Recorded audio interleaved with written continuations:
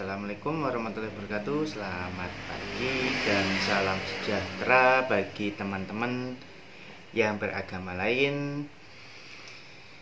Kembali lagi di channel kami, yaitu channel Happy You, yang akan membahas, kali ini kita akan bahas materi SPPKN kelas 11 SMA, MA, SMK atau MAK, yaitu di bab sistem dan dinamika demokrasi di Indonesia. Oke, langsung saja ya, kita langsung ke materinya.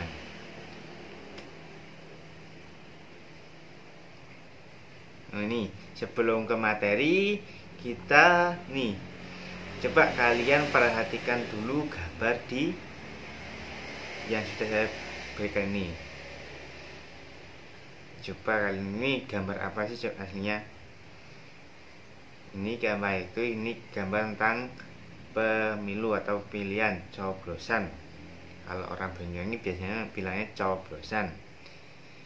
Ini gambar di atas adalah kegiatan pemilu. Pemilu merupakan sebuah upaya untuk mewujudkan kedaulatan rakyat. Selain itu, pemilu merupakan ciri dari negara demokrasi. Nah, terus bagaimana di dinamika demokrasi di Indonesia? Kita langsung aja habis ini masuk ke materi ya. Ini sebuah contoh untuk demokrasi. Oke, lanjut ya. Kita ke tujuan pembelajaran dulu. Nih, tujuan belajarnya ada 4. Di sini semuanya sudah ada 4. Yang pertama, setelah menganalisis penerapan demokrasi dan sistem demokrasi Pancasila, peserta didik dapat menghargai nilai-nilai demokrasi Pancasila dengan baik. Yang kedua, melalui telah buku dan media cetak ataupun elektronik, peserta didik dapat melihat serta menyimpulkan sistem dan demokrasi di Indonesia sesuai Undang-Undang Dasar Negara Republik Indonesia tahun 1945 dengan benar. Yang ketiga, melalui diskusi kelompok, peserta didik memiliki keterampilan mengolah informasi dan menyajikan dalam bentuk tulisan, serta mempresentasikan sistem dan dinamika pelaksanaan demokrasi di Indonesia dengan baik. Dan yang terakhir, setelah mempelajari sistem dan dinamika demokrasi Pancasila di Indonesia, peserta didik dapat menerapkan kehidupan demokrasi di lingkungan sekolah, keluarga, masyarakat, serta bangsa dan negara dengan baik dan benar. Oke, lanjut ya. Setelah ke ini, nanti kita ada 4 sub yang akan kita bahas di pertemuan kali ini atau di kanan hari ini. Yang pertama yaitu penerapan di sistem demokrasi.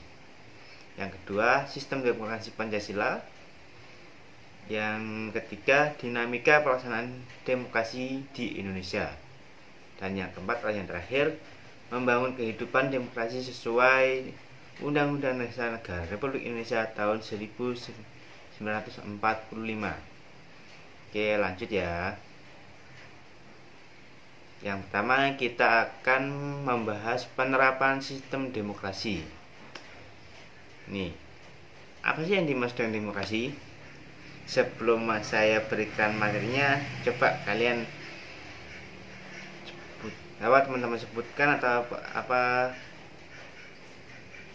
atau kalian berikan komen di bawah. Juga nanti ya, demokrasi itu apa sih menurut kalian? Coba. Terus ini, kalau di sini kita menjelaskan intinya, demokrasi itu kekuasaan tertinggi ada di tangan rakyat. Berarti kekuasaan itu ada di tangan rakyat. Definisinya yang sering dipakai untuk pengertian demokrasi adalah pemerintahan dari rakyat, oleh rakyat, dan untuk rakyat. Dikemukakan oleh Abraham Lincoln. Lantas bagaimana prinsip macam-macam demokrasi dan ciri-ciri demokrasi itu? Coba kalian cari tahu dulu ya sebelum lanjut ke materi selanjutnya, yaitu tentang ini tadi. Oke, lanjut ke materi selanjutnya nih. Nah, sebelum mempelajari prinsip macam-macam dan ciri demokrasi, simak video berikut. Apakah perilaku orang-orang dalam video tersebut telah mencerminkan demokrasi Pancasila? Demokrasi? Bentar ya. Langsung saja kita lihat. Nah, di video ini kalian Assalamualaikum. Cak. Mata tuh sih tenduk. Cak kentus ya, Pak. Tak kentus. Paling turu wewe nih. Mbak. Terus. Terus. Terus. Woi. Terus. Nanti nih enggak. Saya boleh belakang dia. Terus. Terus. Terus. Terus. Woi, ini nyarap.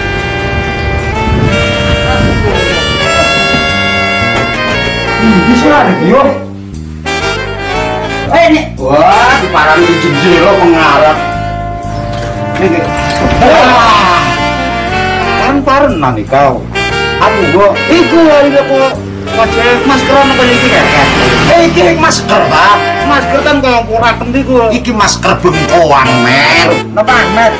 Iki ana petugas PPPD kae. PPDP. PPDP. Wah, ya murang gosong di walik. Ya kene mlebu ya, Royo. Ya mlebet. Mlebet. Mriki mawon, Pun. Ning anu mboten napa-napa. Nggih, mboten napa-napa, Pak. Ya ora Mboten angkal. ya. Monggo sampean tok mriku. Anu tenan kono lho ya. Nggih. Monggo, Pak, sampean duduk dulau. Nggih, Pak, mriki nggih. Ya, napa sih? Mboten angkal dekat-dekat. Jarake dijogo. Nggih. Ah, ampun, ngene kae. Wonten ta niku sak meter. Sak meter niku kan enggak napa-napa. Nggih, kok pindah mriku, Pun nggih. Setelah petugas datang ke rumah warga, petugas PPDP memulai tugasnya untuk mencocokkan data dengan KK dan KTP. Mencentang data bila datanya cocok dan memperbaiki data pemilih bila datanya tidak cocok. Dilanjutkan dengan mengisi formulir AA1 KWK. Setelah semuanya selesai, petugas pamitan tanpa persalaman dan menempelkan stiker sebagai tanda sudah dilakukan coklit 2020 oleh petugas PPDP.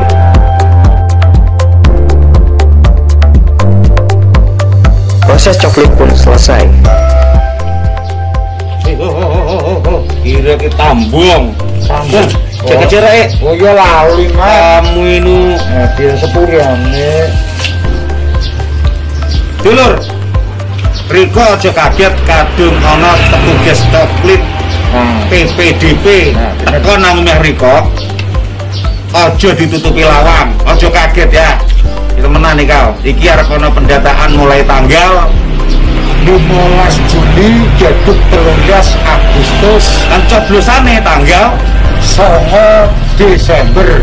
Aja lali dulu. Anu kaget iki nyoblos aja sampai nyoblos kadung nyoblos iku arane golput iki ngeli. Ah, golput. Golput itu apa? Golput. Hah? Golput. Golput itu golongan putih. Nah, berarti ngoleh itu dadi golongan putih. Warga yang baik adalah warga yang mau ikut mensukseskan acara tersebut. Ya wis ya dulur ya. Sampai ketemu maneng minggu kapan yus. Assalamualaikum. Ya, kalian lihat video tentang demokrasi. Apa sih yang ada di video tersebut? Apakah orang-orang yang dalam video telah mencerminkan prinsip demokrasi? Coba kalian jelaskan ya sebelum masuk ke materi selanjutnya. Oke, kalian jelaskan dulu, nanti bisa kalian komen di bawah. Contohnya, Pak, Kak, ini telah menerapkan demokrasi tapi kurang ini. Kak, ini sudah tapi kurang ini. Coba kalian telah ya di video yang sudah saya berikan tadi. Oke, lanjut ke materi selanjutnya. Oke, nih kita akan membahas prinsip demokrasi, macam-macam demokrasi, dan ciri-ciri demokrasi. Yang pertama, prinsip demokrasi. Apa sih prinsip demokrasi itu? Maksudnya kalau prinsip demokrasi adalah keterlibatan warga negara dalam pembuatan keputusan publik. Yang kedua, tingkat persamaan di antara warga negara. Kalau yang ketiga, yang terakhir, kebebasan atau kemerdekaan yang diakui dan dipakai oleh warga negara. Maksudnya prinsipnya ini tadi, demokrasi itu ini tadi, warga negara terlibat dalam pembuatan keputusan publik.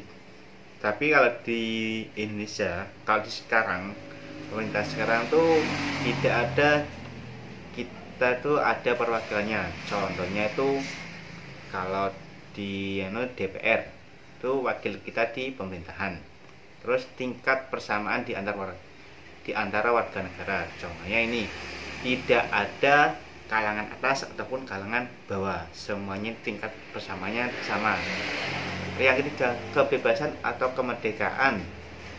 Nih, yang diakui dan dipakai oleh warga negara. Maksudnya ini kebebasan dan kemerdekaan untuk mendapat pendidikan, hak hidup, hak keluarga, hak mendapat pekerjaan yang baik, kayak tadi. Itu bebas dan merdeka. Tapi juga ada batasannya sesuai dengan Undang-Undang Dasar Negara Republik Indonesia. Tidak boleh mengambil hak orang lain kayak gitu. Oke ya, lanjut ke macam-macam demokrasi. Kalau macam-macam ini berdasarkan cara penyaluran kehendak rakyat. Ada demokrasi langsung, demokrasi perwakilan, dan sistem referendum. Kalau demokrasi langsung ini tuh diterapkan dulu pada saat zaman Yunani kuno. Kalau sekarang demokrasi langsung ini, maksudnya langsung ini hasilnya dulu tuh demokrasi langsung tuh ini, semua warga negara diajak untuk berunding bareng. Tapi kalau sekarang, contohnya kalau di Indonesia, kalau kayak gitu tidak akan mampu. Tempatnya di mana? Warga negara kita tuh sekian ribu jiwa orang. Kalau dikumpulkan di lapangan mana ya cukup? Tidak akan cukup kan?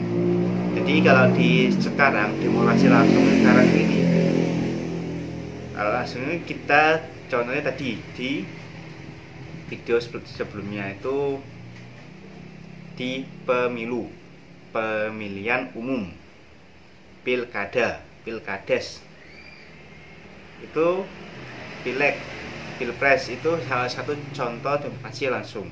Jadi kita langsung milih orangnya dengan cara mencoblos tadi. Nah, itu tadi ya. Kalau perwakilan tadi, kalau kita sudah milih di pemilu, nanti perwakilan kita tuh ada di, kalau pemerintahan pusat itu ada di presiden, terus DPR, DPD. Kalau MPR tuh gabungan dari DPR dan DPD. Dan lanjut ya, terus sistem referendum. Referendum ini sistem yang yang biasa dilakukan. Oke, lanjut ke materi selanjutnya berdasarkan titik perhatian, demokrasi formal, material, dan gabungan. Terus yang ketiga, demokrasi ideologi, dalamnya demokrasi konstitusional dan demokrasi rakyat. Ini macam-macamnya. Oke, lanjut ya. Yang ketiga, keterlibatan rakyat dalam pengambilan keputusan publik. Ciri-cirinya. Terus yang kedua, pengakuan, penghargaan, dan perlindungan terhadap hak rakyat. Yang ketiga, persamaan hak seluruh rakyat. Yang keempat, lembaga peradilan dan kehakiman yang independen. Contohnya di Indonesia ada MA, MK, KY itu semuanya independen. Terus kebebasan pers. Kalau kebebasan pers ini di Indonesia tuh bebasnya itu pada saat reformasi dulu, nanti ada bahasanya nanti di selanjutnya ya. Terus pemilu yang jujur dan adil. Ya, jujur dan adil, tidak ada kong kali kong ataupun sogok menyogok. Terus yang terakhir, pengakuan terhadap perbedaan. Maksudnya pengakuan terhadap perbedaan gini, semua warga negara mengakui ada perbedaan di antaranya.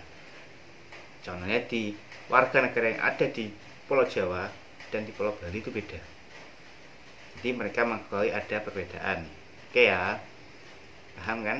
Kalau sudah paham bisa dilanjutkan. Kalau tidak paham bisa kalian ulangi lagi. Oke, lanjut.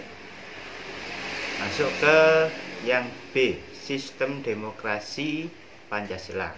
Di sini ada 3 prinsip-prinsip demokrasi Pancasila, asas dan fungsi demokrasi Pancasila, dan ciri demokrasi Pancasila. Oke, lanjut saja ya. Nah, sebelum lanjut ke tadi prinsip-prinsip dan tadi ini ada sebuah flashback dulu ya. Prinsip demokrasi Pancasila pada dasarnya adalah nilai-nilai Pancasila. Mengapa demikian? Sebelumnya, ayo kita nyanyikan lagu Garuda Pancasila berikut. Bisa kalian nyanyikan ya. Ini di bawahnya, ini saya sebutkan liriknya saja ya. Garuda Pancasila. Garuda Pancasila, akulah pendukungmu. Patriot proklamasi, sedia berkorban untukmu.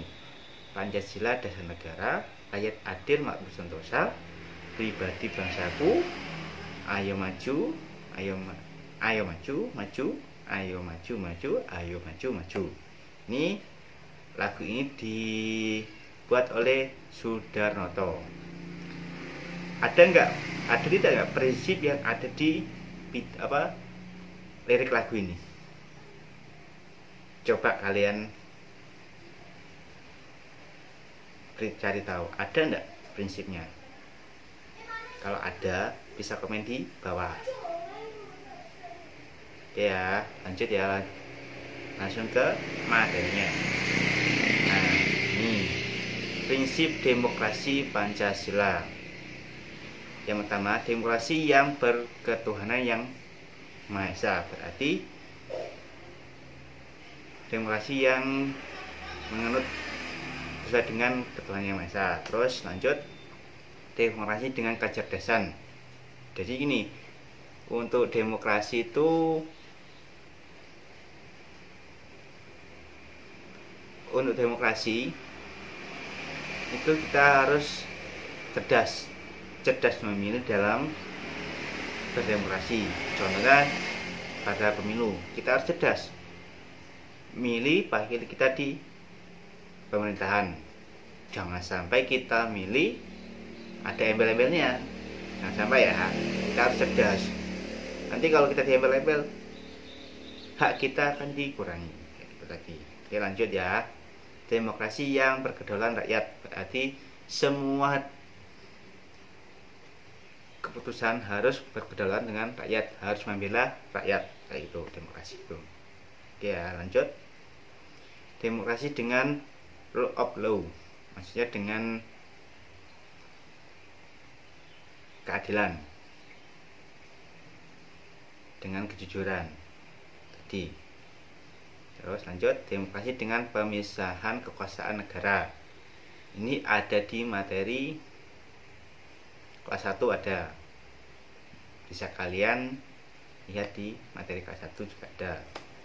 Oke, lanjut, demokrasi dengan hak asasi manusia. Kalau demokrasi dengan hak asasi manusia ini ada di bab sebelumnya, atau bab 1 atau bab berapa tadi.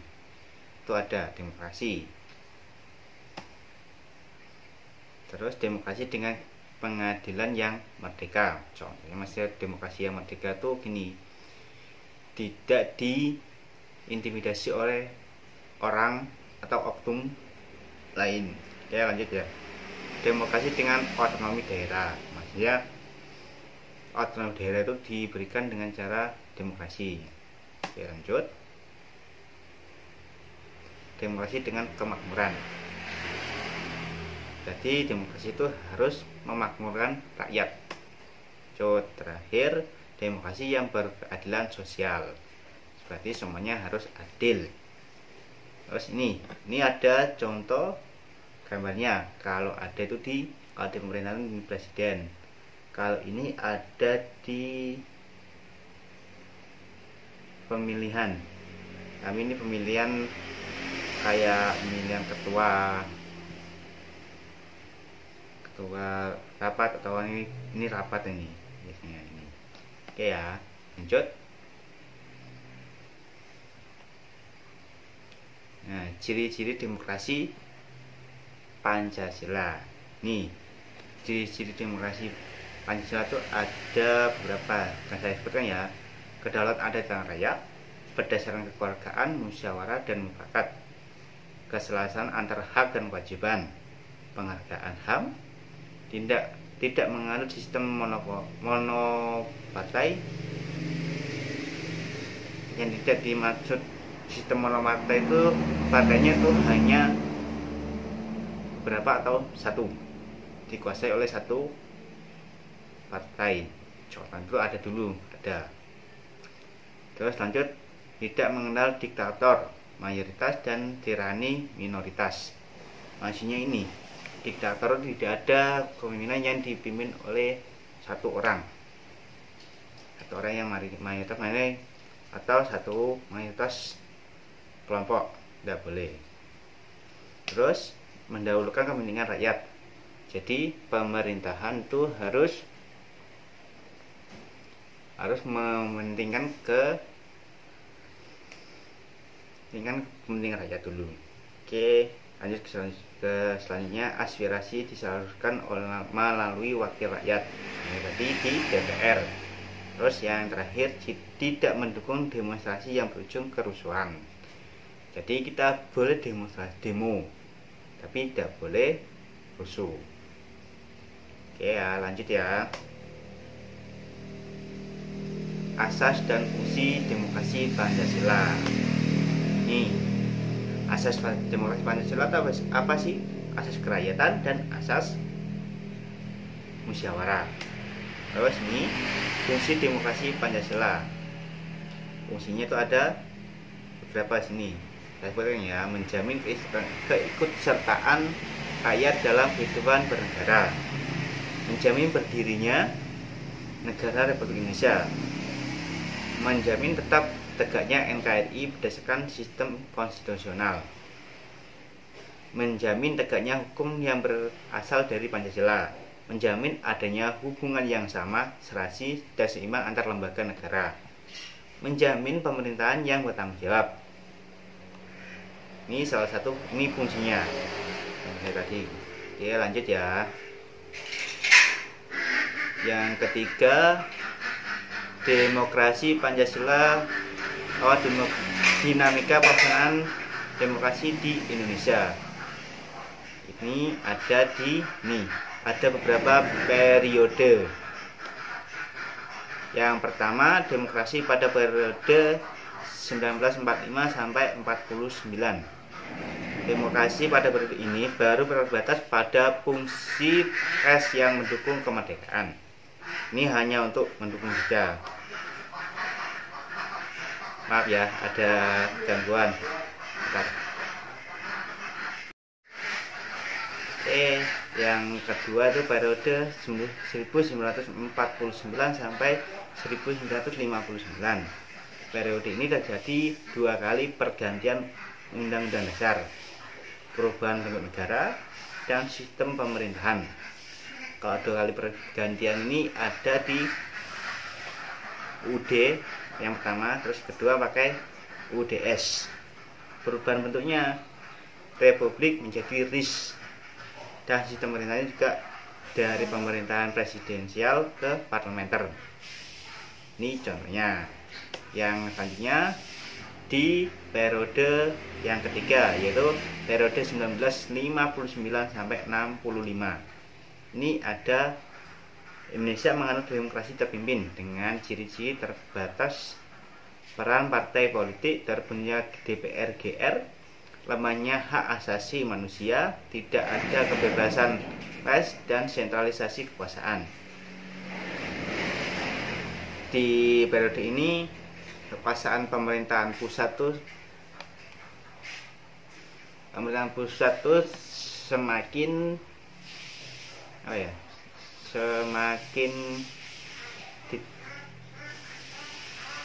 kuat dan tidak ada batasannya.